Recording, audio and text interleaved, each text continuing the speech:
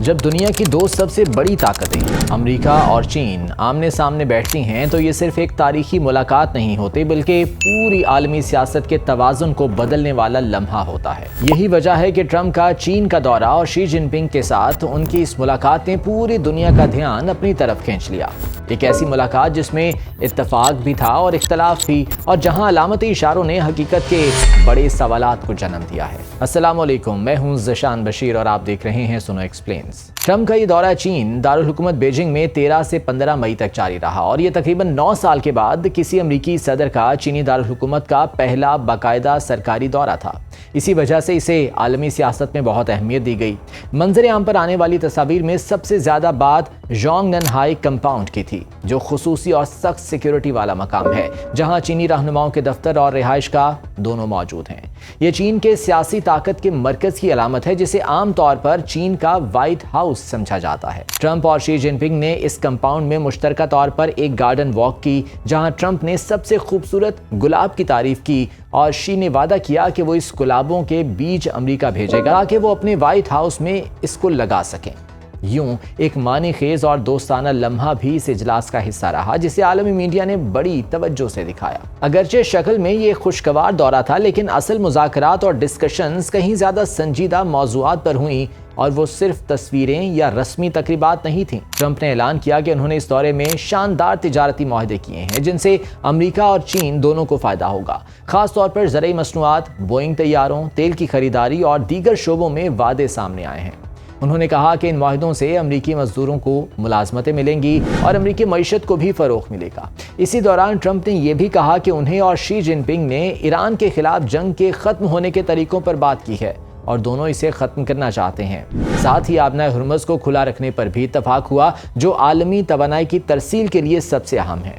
لیکن خبروں کے تجزیے بتاتے ہیں کہ چین نے ایران کے حوالے سے کوئی واضح حکمت عملی اور وعدہ نہیں کیا اور نہ ہی اس نے اپنے کردار کے بارے میں مضبوط طور پر کچھ کہا، جیسا کہ چینی وزارت خارجہ نے بھی صرف اتنا کہا کہ وہ امن کی کوششوں میں مدد کر رہا ہے، لیکن کسی واضح کردار یا وعدے کا ذکر نہیں کیا گیا۔ دورے میں سب سے سنگین اور متنازع مسئلہ تائیوان کا رہا۔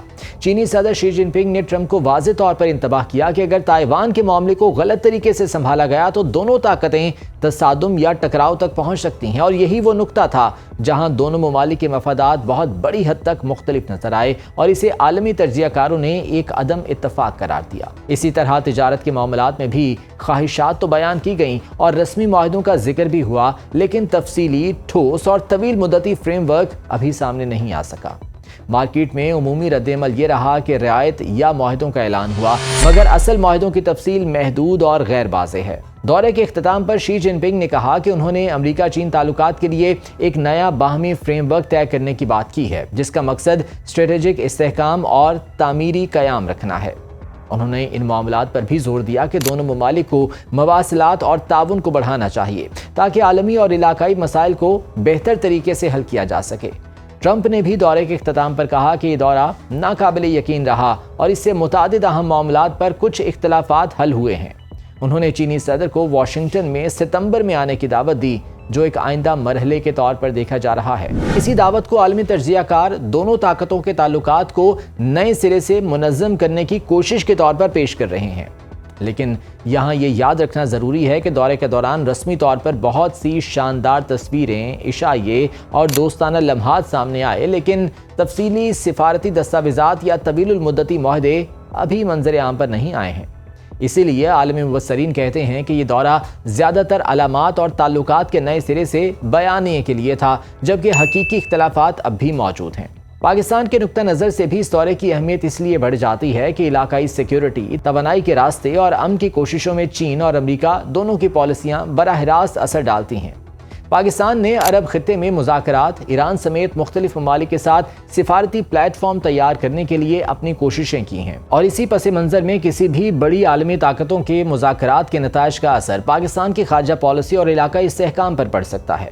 اگرچہ پاکستان کا نام اس دورے کے بیچ براہ راست نہیں آیا، لیکن عالمی طاقتوں کے درمیان تعلقات کا بدلتا ہوا توازن، توانائی کے راستے، تجارتی وابستگیاں اور علاقائی سیکیورٹی کے امور سب کے لیے اہم ہیں۔ آخر میں ٹرمپ کا یہ دورہ ایک تاریخی لمحہ بھی تھا اور سفارتی اشارے بھی۔ لیکن یہ دورہ زیادہ تر دو طرفہ تعلقات کی لہر کو سیدھا کرنے اور مستقبل کے مزید مذاکرات کا راستہ ہموار کرنے کی ایک کوشش تھی، جس کے حقیقی اثرات آنے والے وقت میں مزید واضح ہوں گے۔ مزید ویڈیوز کے لیے ہمارے چینل کو سبسکرائب کر لیجیے۔